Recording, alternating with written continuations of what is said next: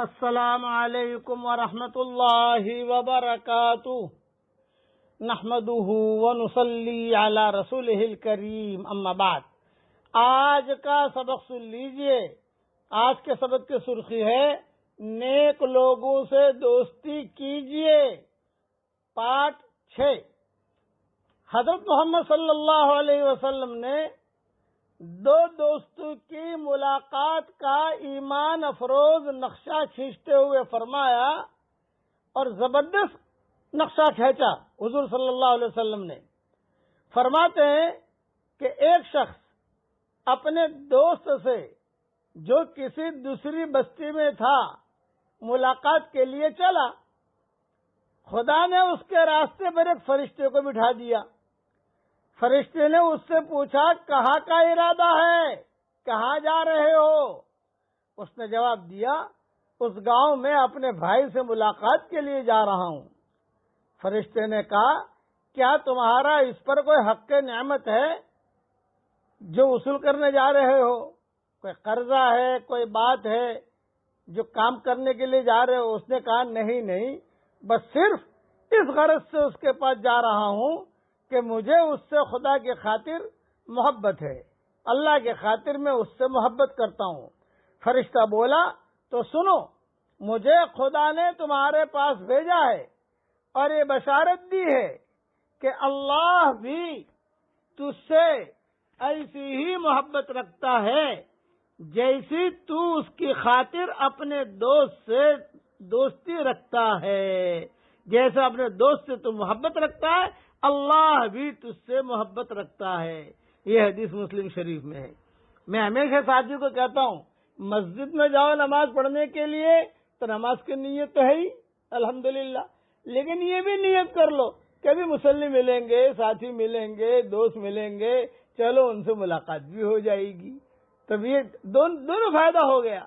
اسی طریقے سے گھر سے نکلو تو یہ نیت کر لو کہ بھی جو ہے میں فلاں جگہ جاتے ہوئے دکان پر فلاں کو سلام کرتے ہوئے چل دوں گا تو یہ اللہ کے لیے محبت ہو گئی تو اللہ بھی ہم سے محبت کرے گا۔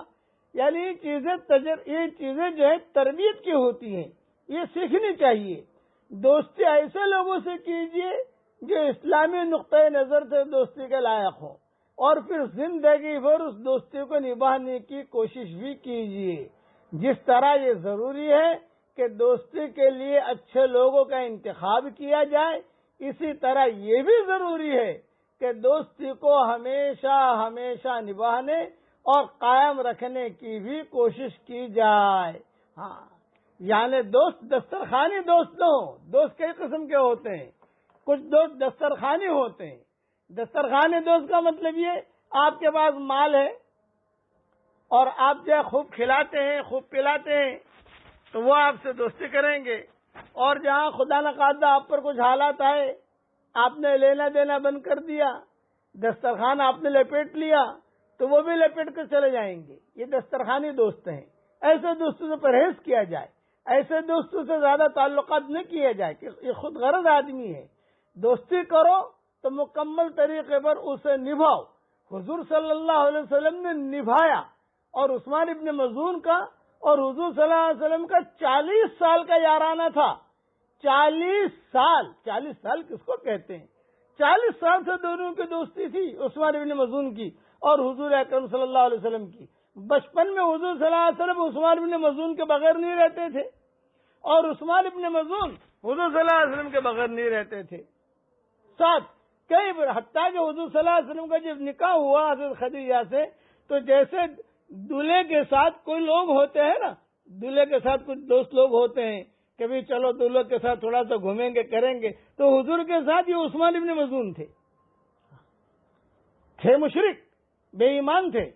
جب حضور صلی اللہ علیہ وسلم نے نبوت کا دعویٰ کیا، 40 سال کی دوستی انہوں نے ختم کر دی عثمان ابن مظعون نے۔ تو حضور صلی اللہ علیہ وسلم کو بہت تکلیف ہوئی، تو حضور نے کہا کہ بھئی تجھے مسلمان ہونا ہے تو ہو، نہ ہونا ہے تو مت ہو، لیکن پرانی دوستی کیوں ختم کرتا ہے؟ چنانچہ حدیثوں میں آتا ہے حضور صلی اللہ علیہ وسلم، اچھا بعض کتابوں میں یہ بھی لکھا ہے کہ دونوں کا بستر بھی قریب رہتا تھا۔ سیدھے جہاں عثمان ابن مظعون صبح جاگے ابو طالب کے گھر حضور کے پاس، حضور جہاں جاگے سیدھے عثمان ابن مظعون کے پاس۔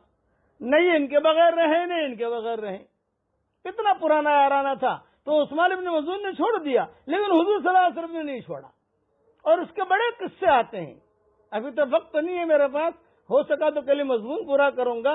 حضور صلی اللہ علیہ وسلم کے ساتھ ہمیشہ رہنے والے, شادی میں شریک, باہر جاویں تو عثمان ابن مظعون ساتھ. تو حضور اکرم صلی اللہ علیہ وسلم ایک مرتبہ اپنے گھر کے باہر, شادی کے بعد, نبوت ملنے کے بعد گھر کے باہر بیٹھے ہوئے تھے. یہ عثمان ابن مظعون تک کٹ کر کے بھاگے. اچانک عثمان ابن مظعون گزرنے لگے تو حضور نے دیکھا تو حضور نے فرمایا, ارے عثمان کہاں جا رہے ہو, آؤ بیٹھو بیٹھو بیٹھو. حضور صلی اللہ علیہ وسلم نے بٹھایا اور پھر حضور صلی اللہ علیہ وسلم آسمان کی طرف دیکھے, پھر زمین کی طرف دیکھے, آسمان کی طرف دیکھا, زمین کی طرف دیکھا. عثمان ابن مظعون نے کہا یہ کیا کیا؟ آپ نے فرمایا مجھ پر آیت نازل ہوئی ہے, ان اللہ یأمر بالعدل والاحسان وایتاء ذی القربى وینہی عن الفحشاء والمنکر والبغی یعظکم لعلکم تذکرون. عثمان بن مظعون نے یہ آیت سنتے ہی اسلام قبول کیا اور ان کے جنازے تک حضور ان کے ساتھ رہے. بقیہ تفصیل کل پوری کروں گا.